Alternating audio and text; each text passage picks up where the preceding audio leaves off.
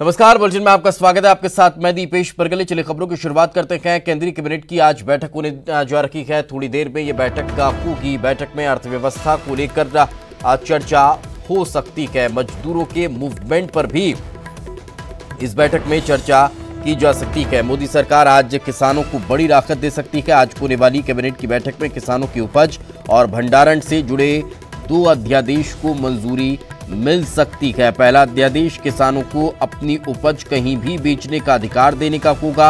इसके साथ ही आर्थिक पैकेज को भी आज मंजूरी कैबिनेट की बैठक में दी जा सकती है। अभी तक किसान राज्य की ओर से अधिसूचित मंडियों में ही अपनी उपज बेच सकते थे। अध्यादेश के बाद किसान इस बंधन से मुक्त हो जाएंगे और कहीं भी अपनी उपज को बेच सकेंगे। कैबिनेट में दूसरा अध्यादेश आवश्यक वस्तु अधिनियम 1955 में संशोधन से जुड़ा हुआ होगा, जिसमें कृषि उपज के भंडारण की सीमा खत्म की जाएगी। तो सरकार का मानना है कि इससे सप्लाई चेन मजबूत होने के साथ किसानों को सीधा लाभ होगा। इसके साथ ही आज कैबिनेट की बैठक में सरकार की तरफ से ऐलान किए गए आर्थिक राहत पैकेज को मंजूरी भी मिल सकती है। कोरोना संकट के बीच भोपाल से एक अच्छी खबर है। आज फिर स्वस्थ होकर डिस्चार्ज 22 मरीज किए जाने वाले हैं। कोविड-19 सेंटर चिरायू अस्पताल में जो मरीज भर्ती हैं वहां से सभी मरीज डिस्चार्ज होंगे। 61 साल के वृद्ध ने भी कोरोना को मात दे दी।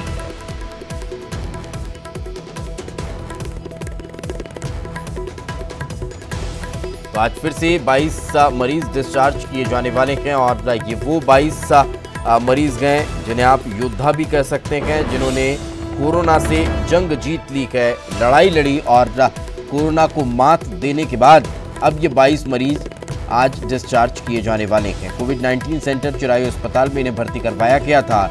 61 साल के वृद्ध ने भी कोरोना को मात देने का काम किया है। और ज्यादा जानकारी के साथ हमारे सहयोगी जितेंद्र हमारे साथ जुड़ चुके हैं। जितेंद्र, क्या ताजा जानकारी, कब तक 22 मरीजों को डिस्चार्ज किया जाएगा?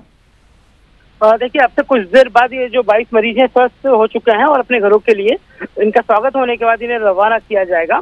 हालांकि स्वास्थ्य विभाग ने एक फेरबदल भी कर दिया है कि जो पॉजिटिव मरीज वहां से डिस्चार्ज होते हैं उनके नाम अब सार्वजनिक नहीं किए जाएंगे और साथ ही जो पॉजिटिव मरीज मिलते हैं उनके नाम भी सार्वजनिक नहीं किए जाएंगे। तो कह सकते हैं कहीं ना कहीं गोपनीयता बनाए रखने के लिए इस तरह का कदम उठाया गया। मगर एक अच्छी खबर यह है कि तकरीबन 600 से ज्यादा मरीज अभी तक स्वस्थ होकर अपने अपने घरों के लिए रवाना हो चुके हैं। चलिए, बिल्कुल, बहुत बहुत शुक्रिया जितेंद्र इस तमाम जानकारी के लिए। तो जैसा कि हमारे सहयोगी जितेंद्र जानकारी दे रहे हैं कि एक अच्छी खबर यही है कि आज 22 मरीज डिस्चार्ज होने वाले हैं।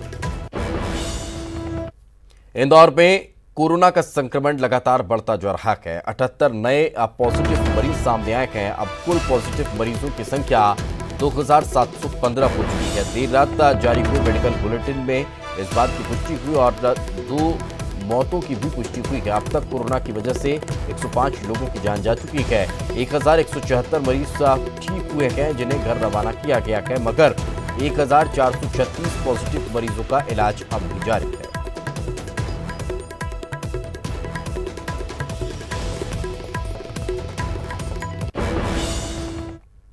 बुरहानपुर और खंडवा में कोरोना के नए पॉजिटिव मामले मिले हैं। बुरहानपुर में 12 और खंडवा में नए 22 मरीज मिले हैं। बुरहानपुर जिले में कोरोना मरीजों की संख्या 207 और खंडवा में कोरोना पॉजिटिव मरीजों की कुल संख्या 208 हो चुकी है। तो ये बड़ी खबर इस वक्त हम आपको बता रहे हैं। खंडवा और बुरहानपुर का आंकड़ा भी अब प्रदेश में कहीं ना कहीं चौंकाने लगा है। अब इसको लेकर कार्रवाई तो देखने को मिल ही चुकी है। कलेक्टर और एसपी को बदल दिया गया खंडवा में, लेकिन आंकड़ा जो है वो नियंत्रित नहीं हो पा रहा है, बढ़ता जा रहा है। बुरहानपुर जिले में कोरोना मरीजों की संख्या 207 और खंडवा में कोरोना पीड़ित मरीजों की संख्या 208 हो चुकी है।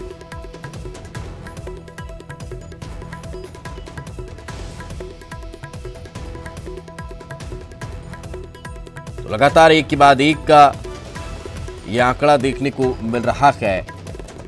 बुरहानपुर और खंडवा में कोरोना पॉजिटिव मरीजों की संख्या में इजाफा हो रहा है। बुरहानपुर में 12 और खंडवा में 22 नए मामले एकाएक सामने आ गए हैं। बुरहानपुर जिले में कोरोना मरीजों की संख्या 207 और खंडवा में कोरोना पॉजिटिव मरीजों की संख्या 208 पर पहुंच चुकी है।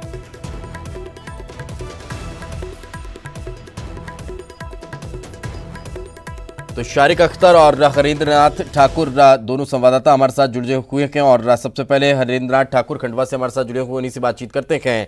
हरेंद्रनाथ, खंडवा में लगातार आंकड़े बढ़ रखे हैं, अभी जो 22 नए मरीज मिले हैं ये क्या पहले से क्वारंटीन थे या फिर टोटली शॉक करने वाले ये मरीज हैं? जी दीपेश, मैं बताना चाहूंगा कि ये पूरी तरह से ये नए मरीज मिले हैं। जो सर्वे हुए थे, इनके जो सैंपल लिए गए थे उनमें नए मरीज मिले हैं ये, और नए वार्ड भी, जो नए एरिया है वो नए एरिया से भी निकल के आए हैं, जिनमें खंडवा के जो हटकेश्वर वार्ड है, हरिगंज है, कुंडलेश्वर है, वत्सला विहार है, यानी कि जो आधा क्षेत्र खंडवा का संक्रमित था, अब धीरे धीरे ये संक्रमण जो है पूरे शहर में फैलता जा रहा है। सबसे बड़ी बात यह है कि कोरोना के इस संक्रमण के चलते जो खंडवा एसपी और कलेक्टर का देर रात तबादला कर दिया गया है कि कहीं न कहीं उन पर जो गाज गिरी है कोरोना नहीं रोक पाने के कारण, उनकी जिम्मेदारी ठहराई गई है। पंधाना विधायक राम टांगोरे ने सवालिया निशान खड़े किए थे, मुख्यमंत्री को पत्र भी लिखा था। अब देखना यह है कि जो नए और एसपी कलेक्टर आते हैं कि जो लगातार संक्रमण बढ़ता जा रहा है, वो इस पर किस तरह से नियंत्रण लगा रहे हैं। जाहिर सी बात है कि लॉकडाउन 4 शुरू हो चुका है, लोगों में अभी तक अवेयरनेस नहीं आई है, लोग अभी भी घरों से बड़ी मात्रा में बाहर आ रहे हैं। बिल्कुल, यही सबसे बड़ी मजबूरी है और यही सबसे बड़ी परेशानी है कि लोग अब भी घरों से बाहर निकल रखे हैं, जिसकी वजह से संक्रमण बढ़ता जा रहा है। बुरहानपुर से शारिक अख्तर हमारे साथ जुड़े हुए हैं। शारिक, बुरहानपुर की क्या स्थिति है? ये जो नए मामले सामने आए हैं ये किस क्षेत्र के हैं और क्या इसको लेकर अब एहतियात बरता जा रहा है? देखिए, जिस तरीके से बुरहानपुर में कोरोना के जो मरीज बढ़ रहे हैं, हम आपको बता दें जो कोरोना पॉजिटिव मरीज पाए जा रहे हैं उनकी ही कॉन्टेक्ट हिस्ट्री के ही लोग कोरोना पॉजिटिव पाए जा रहे हैं। इसमें खास बात ये रही है कि इन्हीं के कॉन्टेक्ट के लोग अब शहर में इनकी संख्या बढ़ती जा रही है, और जो नए 12 मरीज आज मिले हैं वो शहर के कुछ नए इलाकों के मरीज सामने आए हैं, और सभी लोग पुराने जो संक्रमित हैं उनके कॉन्टेक्ट हिस्ट्री के लोग हैं। चलिए, बिल्कुल, बहुत बहुत शुक्रिया आप दोनों का इस तमाम जानकारी के लिए। तो हमारे दोनों सहयोगी बता रहे थे कि किस तरह से खंडवा और बुरहानपुर में 12 और 22 मरीजों का आंकड़ा बढ़ता हुआ नजर आ रहा है, जो कहीं ना कहीं चौंका रहा है। आगे बढ़ते हैं, ग्वालियर और बड़वानी में 5 कोरोना पॉजिटिव मरीज मिले हैं। ग्वालियर में पॉजिटिव मरीजों की संख्या 84 पहुंच चुकी है। बड़वानी में 3 पुरुष और 2 महिलाओं में कोरोना पॉजिटिव मिला है। सेंधवा शहर में कोरोना पॉजिटिवों की संख्या 12 हो चुकी है।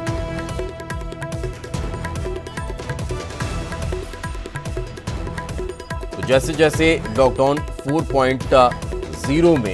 4 में जिस तरह से छूट मिल रही है, ढिलाई दी जा रही है, उसके बाद अब घरों में बैठे बैठे उब चुके लोग बड़ी संख्या में बाहर निकल रहे हैं। यही वजह है कि संक्रमण और ज़्यादा बढ़ता चला जा रहा है।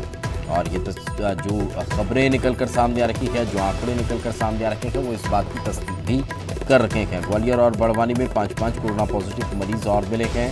अब ये संख्या और बढ़ चुकी है। बड़वानी में 3 पुरुष और 2 महिला कोरोना पॉजिटिव मिली है। तो ग्वालियर में जो संख्या 5 कोरोना पॉजिटिव मरीजों की मिली है वो बढ़कर अब 84 हो चुकी है। तो चलिए, हमारे सहयोगी सुशील कौशिक ग्वालियर से और पंकज शुक्ला बड़वानी से हमारे साथ जुड़ चुके हैं। सुशील, ग्वालियर में जो नया मामला सामने आया है, किस तरह से इस पूरे मामले को लेकर अब जांच पड़ताल चल रही है, कैसे एहतियात बरता जा रहा है? देखिए, ग्वालियर में 5 नए मामले आए हैं कोरोना के। इसके साथ ही कुल 84 मामले हो चुके हैं। अभी 48 एक्टिव इनमें मामले हैं। साथ ही 2 लोगों की मौत हो चुकी है, ग्वालियर का, और दूसरी एक उत्तर प्रदेश की जो युवती हादसे का शिकार हुई थी वो भी कोरोना पॉजिटिव निकली है। 2 मौतों के साथ ही 84 का आंकड़ा यहाँ पहुंच चुका है। इसके अलावा जो जिला अस्पताल है, जिला न्यायालय है, उसकी भी एक महिला कर्मचारी को कोरोना का संदिग्ध लक्षण पाए गए हैं, जिसके चलते उसे होम क्वारंटाइन किया गया है। और साथ ही जो उनके संपर्क में आने वाले जज है या फिर अन्य कर्मचारी हैं, उनको 14 दिन तक या रिपोर्ट महिला की आने तक घर पर रहने के निर्देश दिए हैं दीपक कुमार जज साहब ने। तो कुल मिलाकर एक लगातार जो आंकड़ा बढ़ता जा रहा है वो कहीं ना कहीं प्रशासन के लिए चिंता का विषय है, और अब एहतियात के तौर पर कदम भी उठाए जा रहे हैं इसको लेकर। हाँ, बिल्कुल, पंकज हमारे साथ बने हुए हैं। पंकज, बड़वानी की क्या स्थिति है? जो आंकड़े अब बढ़ रखे हैं वो उन्हीं क्षेत्रों के हैं, उन्हीं कंटेनमेंट एरियो के हैं, या फिर जो लोग क्वारंटीन थे उन्हीं लोगों के हैं, या फिर कोई नए एरिया से अब ये मामले निकल कर सामने आ रहे हैं? दीपेश जी, पिछले कुछ दिनों में नए क्षेत्रों से ये मामले निकल करके सामने आने लगे हैं, जिससे कहीं ना कहीं अब जो है खतरा बढ़ता नजर आ रहा है, क्योंकि अब लॉकडाउन 4 में प्रवेश हो चुका है और जिस तरीके से छूट दी जानी है तो कहीं ना कहीं इन संख्याओं में और इजाफा होने की संभावना है। दूसरी बड़ी चीज ये है कि जिस तरीके से नए क्षेत्रों से मरीज निकल करके आ रहे हैं, तो कहीं ना कहीं जो प्रशासनिक अमला है वो भी कहीं ना कहीं जवाबदेही उनकी तय होना चाहिए, क्योंकि यहाँ पे जो मुख्य चिकित्सा स्वास्थ्य अधिकारी हैं वो खुद भी कोरोना की चपेट में आ गई थी, साथ ही उनके जो आसपास का स्टाफ था वो भी कोरोना की चपेट में आ गया। तो कहीं ना कहीं एक जो आधिकारिक तौर पे देखा जाए कि कहीं ना कहीं एक बड़ी लापरवाही जो है वो सामने आ रही है। दूसरी एक जो आम जनता के बीच में बातचीत जो निकल करके सामने आ रही है वो ये भी है कि जिस तरीके से सेंधवा में कोरोना पॉजिटिव मिल रहे हैं, तो वहां से उन मरीजों को उठा करके बड़वानी लाया जा रहा है जिला मुख्यालय पर, जहां पर कि कोई भी कोरोना के पेशेंट नहीं है। ऐसे में जब बड़वानी में पेशेंट निकलना शुरू हुए थे तो उसके पीछे रीजन यही सामने आया था कि जब सेंधवा के पेशेंटों को यहाँ भर्ती किया था तो नर्सिंग स्टाफ इन्फेक्टेड हुआ। बिल्कुल, तो कहीं ना कहीं इसका भी ध्यान देना होगा, एहतियात बरतनी होगी, तब जाकर हम इस चीन को ब्रेक कर पाएंगे। बहुत बहुत शुक्रिया आप दोनों का इस तमाम जानकारी के लिए। आगे बढ़ते हैं खबर सागर से, जहां पर क्वारंटीन सेंटर में महिला का अश्लील वीडियो बना लिया गया है। 2 युवकों ने महिला का अश्लील वीडियो बनाया है। गड़ाकोटा थाने में दोनों के खिलाफ मामला दर्ज कर लिया है। दोनों आरोपी पुलिस की गिरफ्त से बाहर गए। ये बड़ी खबर निकलकर सामने आ रही है।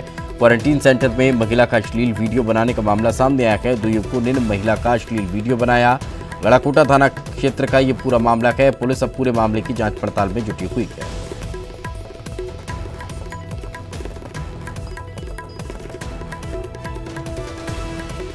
तो और ज्यादा जानकारी के साथ हमारे सहयोगी रचित दुबे हमारे साथ जुड़ चुके हैं। रचित, जिन 2 युवकों का जिक्र हो रहा है ये भी क्वारंटीन किए गए थे या फिर एक कोई दूसरे युवक थे जो क्वारंटीन सेंटर पहुंचकर इस तरह की करतूत करते नजर आए?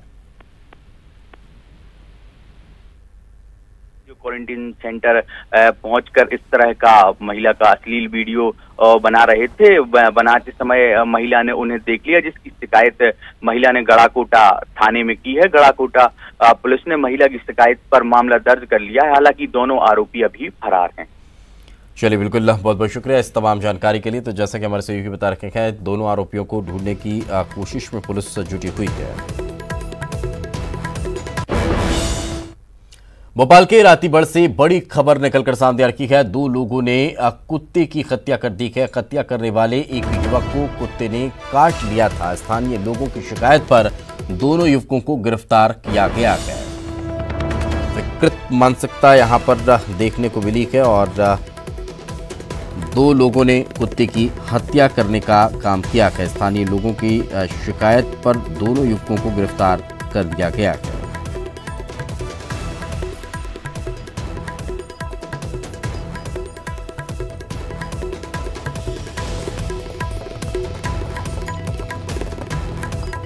भोपाल के रातीबढ़ से इस वक्त ये बड़ी खबर हम आपको बता रखे हैं, जहां पर 2 लोगों ने कुत्ते की हत्या कर दी है। स्थानीय लोगों की शिकायत के बाद इन दोनों युवकों को गिरफ्तार कर लिया है। बताया जा रहा है कि हत्या करने वाले एक युवक को कुत्ते ने काट लिया था, जिसके बाद इस कुत्ते की हत्या की गई है।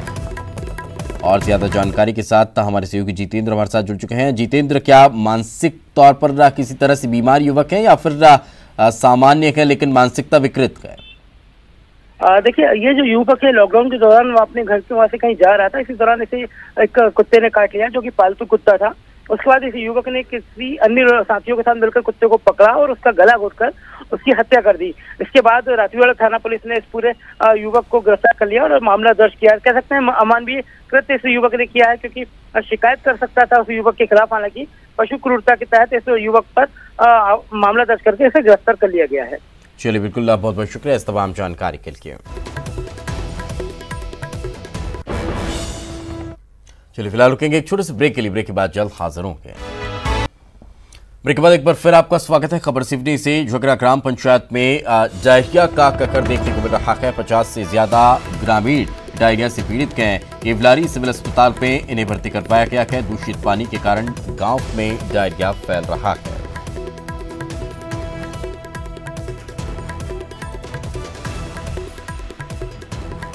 तो और ज्यादा जानकारी के साथ हमारे सहयोगी अजरुद्दीन हमारे साथ जुड़ चुके हैं। अजरुद्दीन, क्या ताजा जानकारी, किस तरह से व्यवस्थाएं देखने को मिल रही हैं?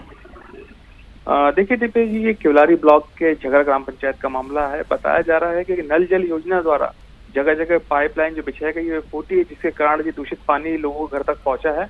और ये दूषित पानी पीने से ही करीब आधा गांव इस दूषित पानी पीने से बीमार हो गया। फिलहाल जो भी बीमार है उनको उल्टी दस्त की शिकायत बताई जा रही है। सभी जो बीमार है उनको फिलहाल उपचार के लिए केवलारी सामुदायिक स्वास्थ्य केंद्र में भर्ती कराया गया है। सबका वहां पर इलाज किया जा रहा है। और सभी जो ग्रामीण है उनका आरोप है कि ग्राम पंचायत में जो भी पाइपलाइन फूटी हुई है वो कई जगह से दूषित पानी उस पाइपलाइन के जरिए उनके घर तक पहुंचा, जिस कारण वह बीमार हुए हैं। फिलहाल स्वास्थ्य अमला मौके की जो टीम है वो ग्राम पंचायत में पहुंची है और पानी का सैंपलिंग कर रही है। फिलहाल जो अस्पताल में बीमार जो 50 से अधिक लोग बताए जा रहे हैं वो भर्ती, उनका उपचार जारी है और उनकी जांच की जा रही है। जो भी जांच में तथ्य सामने आएंगे उसके बाद कार्रवाई की जाने की बात कही जा रही है। चलिए, बिल्कुल, बहुत बहुत शुक्रिया इस तमाम जानकारी के लिए। आगे बढ़ते हैं खबर मुरैना से, जहां पर 6 नए कोरोना पॉजिटिव मरीजों की पुष्टि हुई है। जिले में एक्टिव मरीजों की संख्या 20 पहुंच चुकी है। कुल पॉजिटिव मरीजों की संख्या 44 पहुंची है। कोरोना से 24 मरीज स्वस्थ हो चुके हैं, जिन्हें घरों के लिए रवाना किया जा चुका है। लेकिन ये बड़ी खबर इस वक्त निकलकर सामने आ रही है। महाराष्ट्र के गढ़चिरौली में नक्सलियों ने जमकर उत्पात मचाया है। नक्सलियों ने 4 वाहनों को आग के हवाले कर दिया। सड़क निर्माण में वाहन लगे हुए थे और सड़क निर्माण में लगे हुए वाहनों को आग के हवाले किया गया। गढ़चिरौली के सावर गांव की घटना बताई जा रही है। घटना के वक्त बड़ी संख्या में हथियारबंद नक्सली मौजूद थे।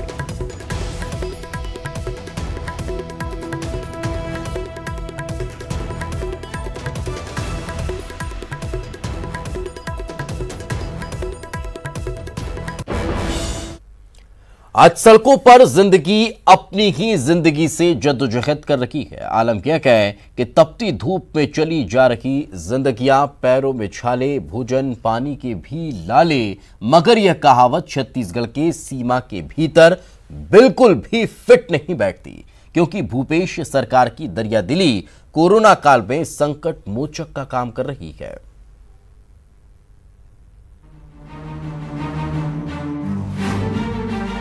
लॉकडाउन में लंबा और कठिन सफर कर घर पहुंचे प्रवासी मजदूरों के पैरों के छालों पर अपनों के प्यार का मरहम लगा तो वे सब कुछ भूल गए। सफर के हर पल का दर्द चेहरे से गायब था तो आंखें दिल का सुकून बयां कर रही थी, क्योंकि परिवार जैसी सरकार पाकर उनको लगा कि मुकम्मल दुनिया मिल गई। ये लोग अब यहां से कहीं नहीं जाना चाहते, क्योंकि भूपेश बघेल सरकार ने न केवल इनके लिए खाने पीने की व्यवस्था की, बल्कि इनके पैरों के लिए चरण पादुका का भी इंतजाम किया। दरअसल छत्तीसगढ़ सरकार ने चिंता की इनके पैरों की, चिंता की इनके भूख की, चिंता की इनके प्यास की और चिंता की इनके घर तक पहुंचने की। और यही वजह है कि राजधानी रायपुर के टाटीबंद चौक पर सीएम भूपेश बघेल के निर्देश पर अधिकारियों की 24 घंटे ड्यूटी लगाई गई है, ताकि यहां से गुजरने वाले किसी भी मजदूर को कोई परेशानी ना हो। और यही वजह है कि हितग्राही से लेकर जनप्रतिनिधि तक सीएम भूपेश बघेल की तारीफ करते नहीं थक रहे हैं। सरकार हम धन्यवाद देता ना, अच्छा चरण पादुका दे, चरण पादुका अच्छा काम के लिए चरण पादुका दे है। चरण पादुका का वितरण किया जा रहा है और बहुत ही प्रशंसा कार्य है, सराहनीय कार्य है। सड़क की तपिश और पांव के छालों पर चरण पादुका का मरहम, ये ऐसा मरहम साबित हुआ कि मजदूरों के चेहरों पर मुस्कान बिखर गई। छत्तीसगढ़ आने वाले सभी श्रमिकों को सरकार ने भोजन पानी के साथ ही चरण पादुका उपलब्ध कराने का निर्णय लिया है, जिसकी मॉनिटरिंग खुद जिले के कलेक्टर कर रहे हैं। यहाँ पे जो एनजीओ एक पहले से ही जो बड़ों के लिए जूता चप्पल की व्यवस्था करके रखे थे, और अभी चैम्बर ऑफ कॉमर्स वालों ने 4 साल से लेके 10 साल के जो बच्चे हैं उनके लिए भी जूता चप्पल की व्यवस्था यहाँ पे करके रखे हैं। और जो बच्चे यहाँ पे जो नंगे पैर आ रहे हैं, जो बड़े लोग नंगे पैर में आ रहे हैं, तो उनको चप्पल की व्यवस्था भी की जा रही है।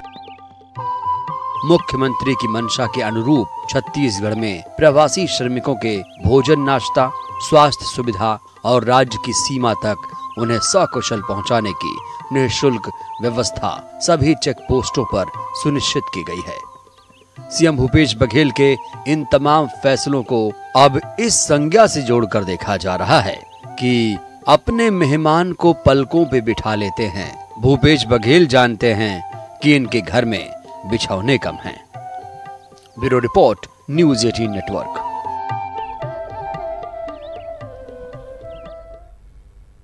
और इसी के साथ इस बुलेटिन में फिलहाल इतना की खबरें लगातार जारी हैं।